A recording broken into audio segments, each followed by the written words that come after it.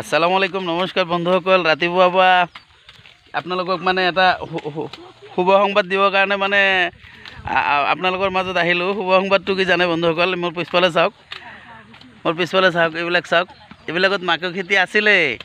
যোৱাকালি সন্ধিয়াৰ পৰা চাবা মই গমেই নাপাওঁ। আজি ৰাতিপুৱা টোপনিৰ পৰা মানে মাটি তুলিছে, মাটি তুলি ৰাতিপুৱাৰ পৰা আনিছে, মুখে ধোৱা নাই বন্ধুসকল, একদম মুখ চুখ একোৱে ধোৱা নাই। ইতিমধ্যে খেতিত মানে কাম কৰা আৰম্ভ হৈ গৈছে। মাকৈ তুলি আছে, লগে লগে মানে সেই মাকৈ ঠাৰাবিলাক কাটি মানে একেবাৰে খৰি হিচাপত লৈ যাই আছে, বুজিছে? বহুত ভাল মানে। আৰু মোৰ প্লেনিংটো কি জানে বন্ধুসকল?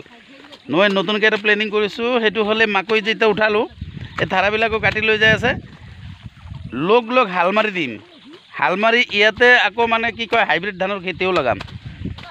এই গোটেইখিনিত আকৌ হাইব্ৰিড ধানৰ খেতি লগাম। এই কিছুমানে এই হাইব্ৰিড ধানৰ খেতি লগাম বুলি কোৱাতে এই আমাৰ বৌ এটা কৈছে বাবা, তাৰমানে বন্ধুসকল মেইনলি আমাক খেতিয়ক বুলি নাভাবেই, আমি কাম কৰা মানুহ বুলিয়ে নাভাবে, বুজি পাইছেনে? এইবিলাক এই বঙালী ভাত যে এটা কথা আছে না, টিটকেৰি বুলি কয়, এবাৰ বৌহঁতেও টিটকেৰি কৰা টাইপৰ কথা কয়। বন্ধুসকল এতিয়া মেইন কথা আপোনালোকে মোক পৰামৰ্শটো দিব। এতিয়া ধৰক কি ধানৰ খেতি কৰিলে বেছি ভাল হ'ব, আপোনালোকৰ পৰামৰ্শ অনুসাৰে মাকৈ খেতি হৈ গ'ল, মাকৈ তুলি আছে, আপোনালোকে মানে চবে চায়েই আছে, মাকৈ তুলি আছে। এই চাওক মাকৈ চবে তুলি আছে, বিন্দাছ মাকৈ কাটি আছে।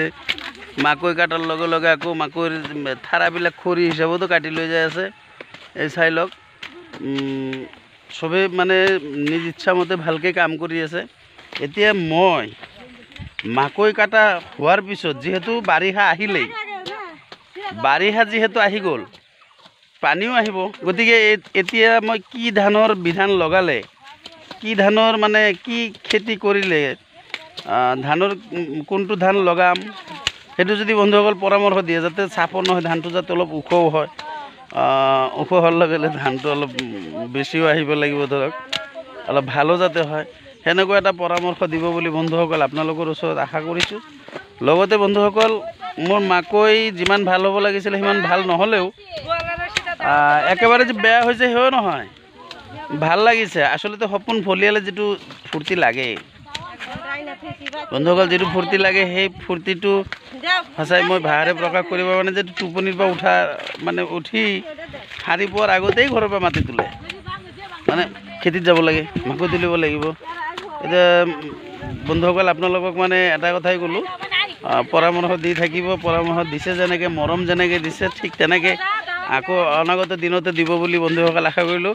আৰু আপোনালোকক এইটোৱে মই খালি জাষ্ট জনালোঁ যে মোৰ মাকৈ তোলা আৰম্ভ কৰিছোঁ বন্ধুসকল,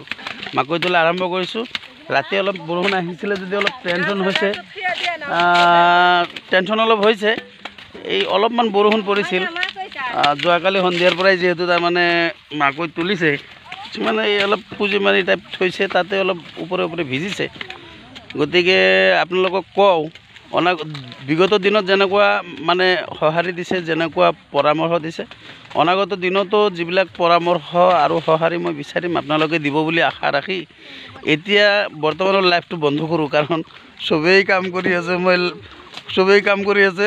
মই ভিডিঅ' বনোৱাৰ ষ্টাইলত থাকিলেও ঘৰৰ পৰাও মানে মোক অলপ মানে বাকীকেইটা এই কাম বাদ দি ভিডিঅ'ত লাগছি। গতিকে বন্ধুসকল কাম চোৰ বুলি সেই অপবাদটো নলওঁ।